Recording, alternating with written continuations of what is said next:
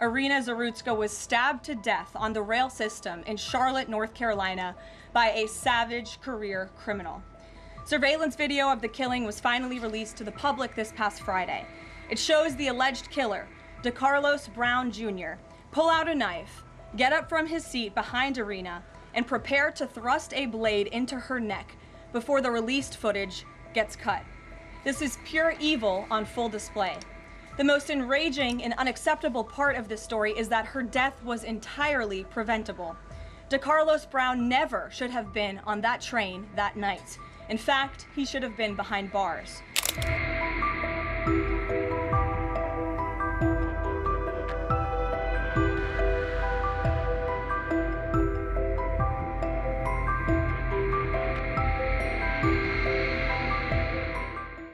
Today, I would like to address the tragedy that has not received nearly enough media attention, the brutal murder of Iryna Zarutska. Here are the facts that many outlets have shamefully and intentionally failed to report until President Trump drew attention to it. On August 22nd, Iryna Zarutska was stabbed to death on the rail system in Charlotte, North Carolina by a savage career criminal. This is a public transportation system that many in the area use every single day to go to school and work. Iryna was on the train that night traveling home from her job at a pizzeria, still in uniform from her shift. This beautiful, innocent 23-year-old young woman was a Ukrainian refugee who had recently fled her country for a chance at a safer life and a promising new beginning here in the United States of America. But tragically, a public transportation system in a major American city was more dangerous than the active war zone that she left. The president and the entire White House are praying for her family and friends during this unimaginably difficult time.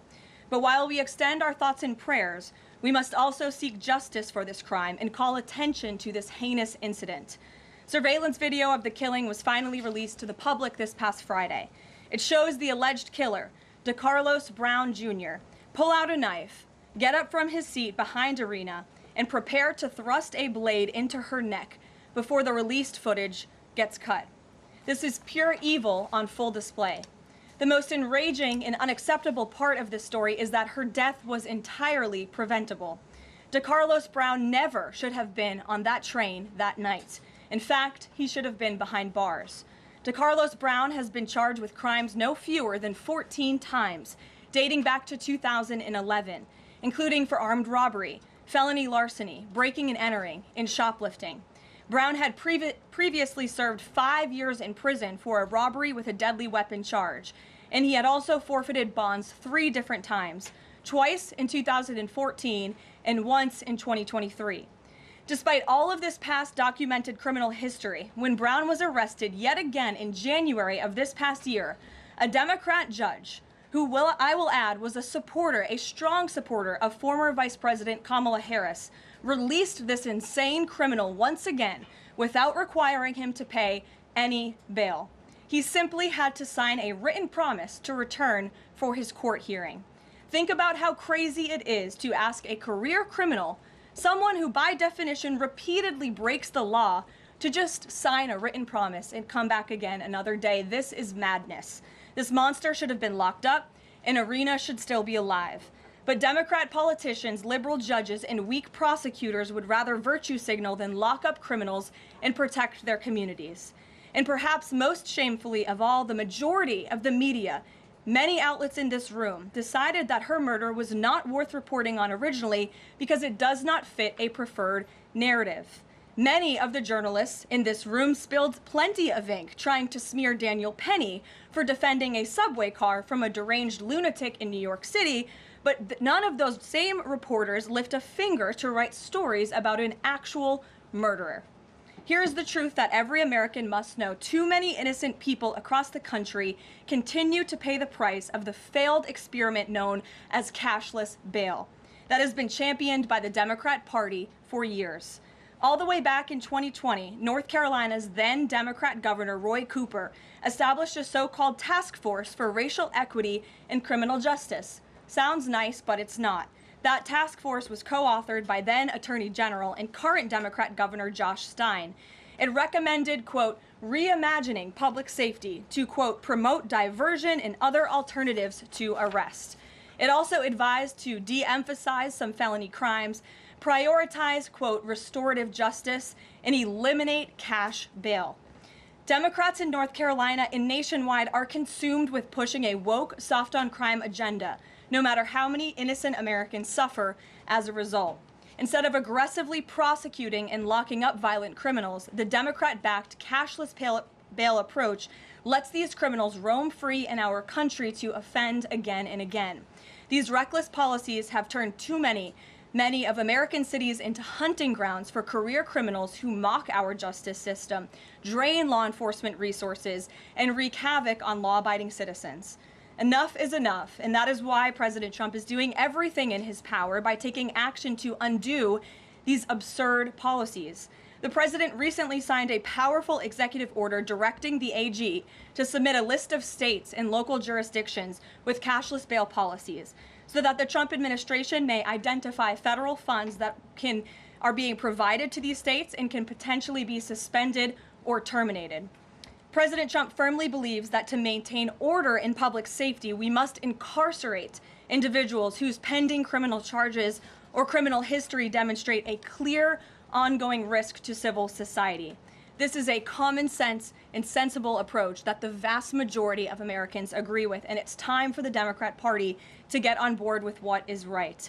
When these criminals are caught, they must be prosecuted to the fullest extent of the law and be sent to prison, where they can no longer terrorize our streets. This is the mandate the American people delivered to President Trump, and it's a mandate he intends to fulfill.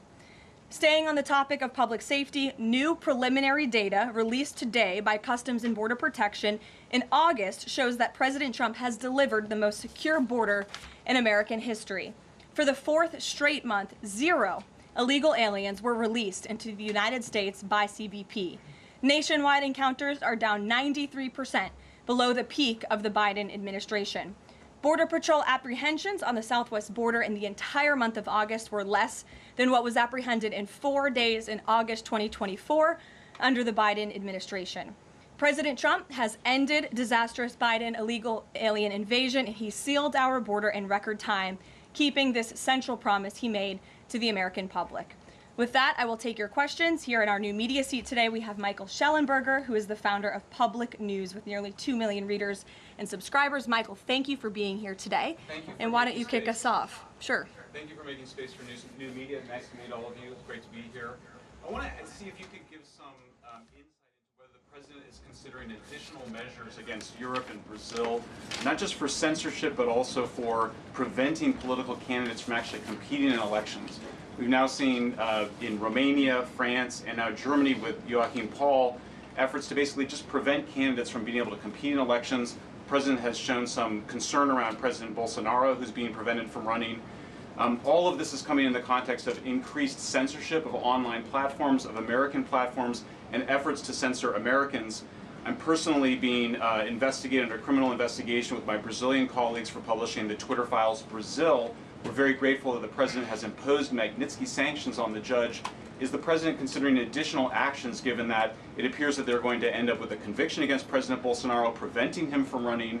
Is he considering doing anything about this crackdown in Europe? I mean, it's shocking to see Joachim Paul, this mayoral candidate in Germany, the criminal indictment against him cites him, quote, saying that he loves the Lord of the Rings as reason why he's an extremist and shouldn't be able to run. So I just wonder if you could speak to that. And again, I'm grateful to be here. Nice to meet you all. And I'm grateful for what the Trump administration has done to push for free speech abroad. Well, thanks for being here, Michael. We appreciate it. Freedom of speech is arguably the most important issue of our time. It is enshrined in our Constitution, and the president believes in it strongly. He himself faced censorship in his road back to this beautiful Oval Office here in Washington, D.C., so he takes this very seriously, as does, I know, the Vice President of the United States and the entire Trump administration, which is why we have taken significant action with regards to Brazil in the form of both sanctions and also leveraging the use of tariffs to ensure that countries around the world are not punishing their citizens in this way. And at the same time, the president is while he's leveraging the United States to safeguard our interests abroad, he's also making sure that freedom of speech remains here in the United States of America. So I don't have any additional actions to preview for you today, but I can tell you this is a priority for the administration, and the president is unafraid to use the economic might, the military might of the United States of America to protect free speech around the world.